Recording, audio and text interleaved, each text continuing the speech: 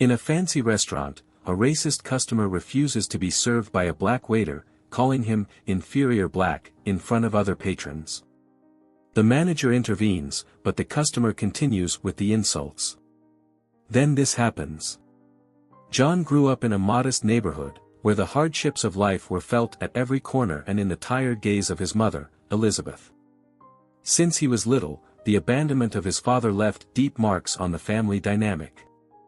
Elizabeth had to take full responsibility for the household, and even while facing low-paying jobs and exhausting hours, she always did her best to ensure that her children had the basics. She was a strong, resilient woman who never let on the pain of raising two children alone, especially with Deborah, the younger daughter, who had a chronic health condition requiring constant and costly medical care. From an early age, John developed a sense of responsibility greater than what was typical for his age. At just 6 years old, he already understood the family's financial limitations and tried to help in simple ways, like selling candy in the neighborhood or running errands for neighbors in exchange for small rewards. As he grew older, this responsibility only increased. He knew he needed to contribute more to lighten his mother's burden, especially with Deborah's health deteriorating, which brought unexpected and constant medical expenses. Upon finishing high school, John felt it was time to do more than just odd jobs. He was determined to find a steady, regular job to support his mother and sister. After searching for several weeks, he finally landed a position as a waiter at a high-end restaurant in the city. Even though he was young and had little experience, his dedication and friendliness convinced the manager to give him a chance. John accepted the job gratefully, knowing that this employment represented an opportunity to relieve some of the weight on Elizabeth's shoulders. The work at the restaurant was demanding. He dealt daily with demanding customers and stressful routines, but John didn't let it affect him. He saw the job as a way to change his family's situation and bring a bit more dignity to his mother and Deborah's lives. He sent part of his salary home, ensuring there was food on the table and contributing to his sister's medical expenses. Even at a young age, he became the main provider for the household, courageously and determinedly carrying a burden that was not typical for someone his age. John's dedication, even in the face of so many challenges, became more evident each day. He worked with diligence and patience, understanding that each table served was another small victory toward the greater goal of improving his family's life. Although the work environment was difficult and sometimes hostile, he held on to the hope that, with effort and resilience, he could bring some relief to those he loved the most. That morning, John arrived at the restaurant as usual, wearing his well-pressed uniform, with a cordial smile, even knowing that a long day of work awaited him. He moved quickly between the tables, greeting customers and adjusting the details of the dining room for the start of the shift. Everything seemed normal until Stephen, a middle-aged man who appeared to be successful, walked into the restaurant. He wore an expensive suit and had an air of superiority about him. John greeted him with his usual friendliness. "Good morning, sir. Can I help you with your table?" John said with a genuine smile. Stephen shot a disdainful glance at the young waiter, ignoring the initial greeting. He walked toward the table without even responding, and John, maintaining his composure, followed him to the designated spot. "Today we have a special menu with new dishes. Would you like a suggestion, sir?" John asked, trying to be helpful. The man stared at him coldly before responding curtly, "I prefer to be served by someone more qualified. You don't seem competent enough to handle a customer like me."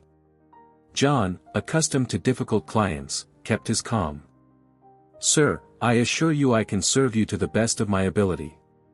But if you prefer, I can call another waiter." Stephen didn't hide the contempt in his voice. "You don't understand, kid. It's not about competence. It's about who you are. People like you shouldn't even be here, serving people like me. You don't belong in a civilized place like this." John felt a tightening in his chest but tried to remain calm. "I'm just doing my job, sir. Would you like to start with a drink?" The customer then raised his voice, now loud enough for others to hear. "I don't want anything brought by a black.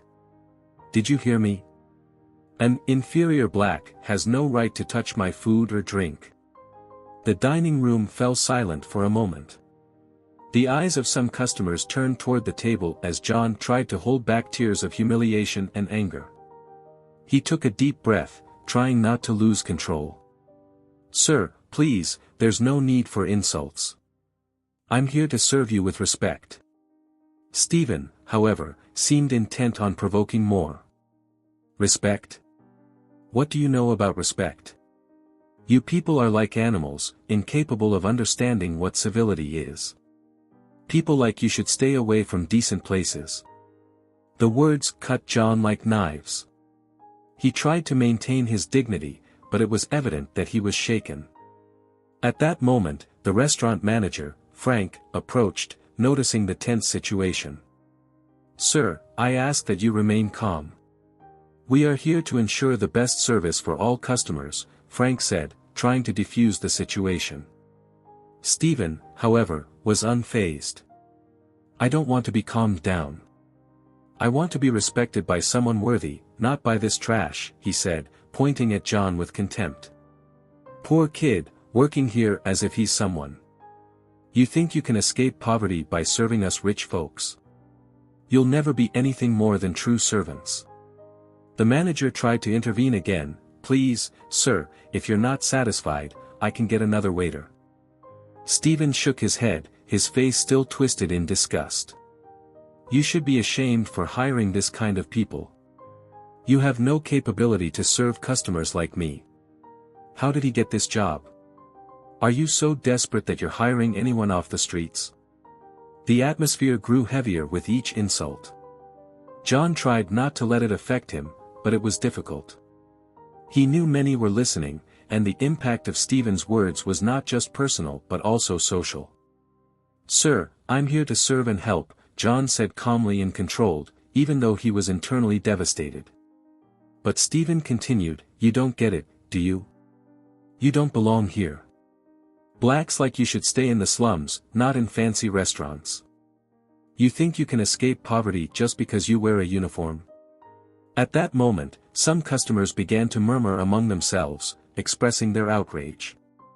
An older lady commented to her husband, "This is absurd. How can someone speak like that about another human being?" While a young couple in the back said, "We should do something to stop this." Frank tried once again to put an end to the humiliating spectacle. "Mr. Stephen, I'm very sorry if something has displeased you, but I must ask you to respect our staff." But Stephen merely huffed in anger. "Respect a black kid serving tables? He should thank me for being here, guaranteeing his job." John was on the verge of losing control of his emotions, but he knew he couldn't respond aggressively. "Sir, I just want to do my job with dignity." Then Stephen delivered the final blow. "Dignity? You don't even know what that is. You're just a poor black trying to be something you'll never be." The incident began to attract the attention of more people, and the atmosphere became increasingly tense, with many murmuring words of condemnation towards Stephen's behavior. Some customers were visibly irritated, while others wore expressions of shock and outrage at the humiliating scene. The uncomfortable silence continued to envelop the dining room, while Stephen remained relentless in his attacks. John, although struggling to maintain his composure, already felt the crushing weight of the customer's words, who looked at him with absolute disdain. Suddenly, a tall, imposing-looking man rose from one of the tables in the back. He straightened his jacket and walked toward the scene with firm steps and a serious expression. "This is absurd," he said loudly, drawing even more attention to what was about to happen. He introduced himself directly and authoritatively. "My name is Thomas Navarro, I'm a federal judge, and what's happening here is an affront to justice and human dignity." His voice was firm and filled with indignation, immediately capturing the attention of everyone in the restaurant. Stephen rolled his eyes, still displaying a defiant posture. "And what is a judge doing here?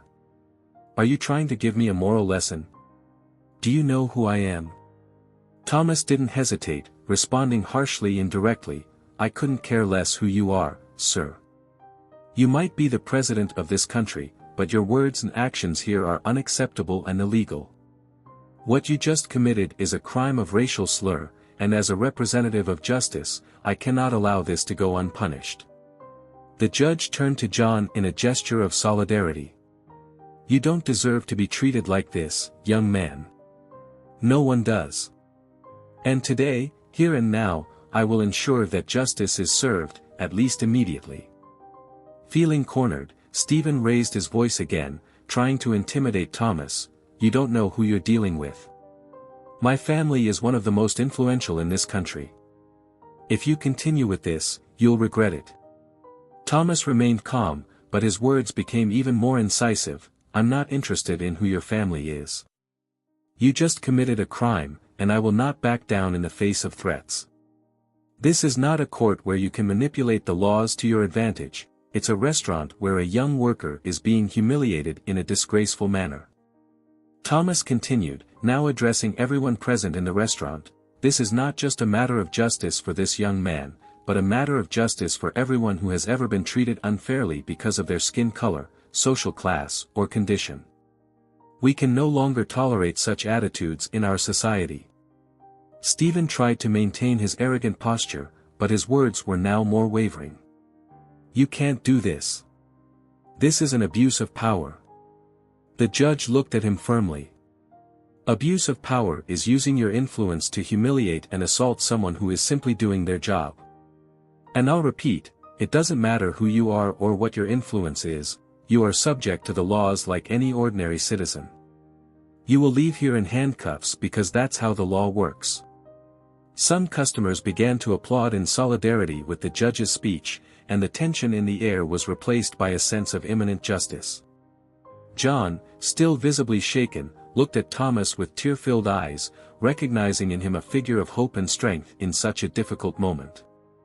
Thomas then gestured to one of the restaurant's security guards, asking him to call the police. Let's handle this the right way. The law needs to be respected, no matter how high you think you are in society, he said, looking directly at Stephen. The man, now pale and his face contorted with rage, still tried one last argument, this won't end like this. You're making a mistake. But Thomas was unfazed, the only mistake here is thinking you're above the law, and it's exactly this kind of behavior that we need to eradicate. You will be taken to the police station and held accountable for your actions like anyone else. Justice cannot be bought, and human dignity cannot be trampled without consequences. Shortly afterward, the police arrived at the restaurant, and Stephen, now speechless and with his head down, was handcuffed and taken out of the establishment. As he was led away by the officers, Thomas concluded, loud enough for everyone to hear, today, we demonstrated that justice can prevail, even when it seems impossible. The fight against racism is ours to share, and we cannot allow this type of attitude to continue. The applause in the dining room was immediate and intense. Several customers approached John, offering words of support and trying to comfort him. A kind lady hugged him, saying, "You are strong, kid. Don't let this bring you down." Another customer, a younger man, commented, "What happened here today is an example that we can still have hope for a fairer world." Frank, the manager, also approached John. "I'm so sorry this happened. You didn't deserve to go through this. We're all behind you." John, still shaken, tried to thank everyone who supported him, maintaining his dignity despite the whirlwind of emotions. "Thank you, really. It means a lot to me." After Stephen was taken away by the police, Thomas approached John, who was still visibly affected by the situation. The judge placed a hand on the young waiter's shoulder and looked into his eyes, conveying a look of understanding and encouragement. "John," Thomas said in a serious yet affectionate tone, "you showed a lot of strength today. It's not easy to face such humiliation and still keep your head held high. You should be proud of your dignity. However, I must be honest with you, this battle is just beginning." John nodded, still trying to process everything that had happened. "I appreciate what you did for me, but what do you mean by that? Isn't he going to be jailed?" Thomas sighed, as if lamenting the reality he was about to expose. "Probably not, John. Stephen has a very powerful family with enough influence to quickly reverse this arrest. His lawyers will be working on that soon. The law is on your side, but they will use every loophole possible to minimize the consequences for him. John lowered his head, feeling a mix of discouragement and anger. So he can get away with all of this? Thomas squeezed John's shoulder more firmly. Not scot-free, John. He will have to answer in court, and it's possible he may be ordered to pay damages. However, the likelihood of him spending even a night in jail is low, unfortunately. But you shouldn't give up. Fighting for your dignity is important, even if the outcome isn't ideal. The next day, as Thomas had predicted, news emerged that Stephen had been released on bail. The newspapers reported the businessman's detention as an unfortunate misunderstanding, downplaying the severity of what had actually occurred in the restaurant. For John, reading these headlines was a painful blow. He knew the system was unfair, but now that inequality had a face and a name. A few weeks later, the case went to trial. John was called as a witness, and the courtroom was filled with people, some of whom were customers from the restaurant who had witnessed the incident. Stephen arrived at the courthouse accompanied by a group of well-dressed lawyers, showcasing his family's power. When the judge entered the courtroom, he seemed more interested in speeding up the process than in thoroughly examining the case. During the trial, John recounted the events in detail, recalling each offense and humiliation he had suffered. One of Stephen's lawyers tried to undermine John's testimony, insinuating that he might be exaggerating his version of events for personal gain. Mr. John, wouldn't it be true that you are trying to turn this incident into an opportunity for personal profit? John remained calm and responded firmly, I'm not here for money. I'm here because I deserve respect, like any other human being. On the other hand, Stephen maintained his arrogant demeanor throughout the trial. When called to speak, he stated, without remorse, if some words hurt the kid, I'm sorry, but I see no reason for all this fuss.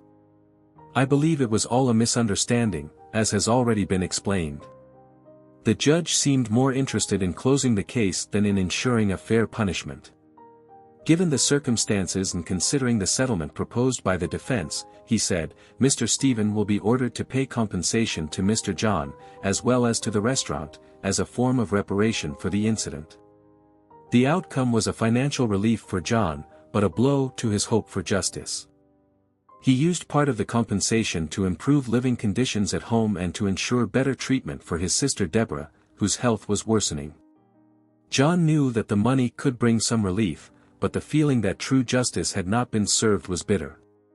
Upon leaving the courthouse, Thomas was waiting for John. You fought well, John, the judge said. Unfortunately, the system has its flaws, and we don't always see the results we would like. But the fact that you stood your ground is already a victory. John thanked the judge, visibly emotional. Thank you for everything, Mr. Thomas. I know the outcome isn't perfect, but my sister will now receive better treatment. Thomas smiled, but there was sadness in his eyes. It's a start, John. Justice is not always clean or quick, but every fight is a step forward. Keep being strong. John nodded, accepting the judge's words. I will keep fighting, not just for myself, but for those who still face the same kind of prejudice every day. Stephen's case became an example of inequality in the system, and despite the partial outcome, it brought visibility to the struggle of John and other workers like him. For John, life went on, but with a new perspective. He understood that, even amidst injustices, it was still possible to find hope and strength to move forward, especially for those he loved. If you enjoyed this story, don't forget to subscribe to the channel, leave a comment, give it a like, and activate the notification bell so you don't miss any of our upcoming videos. See you in the next story.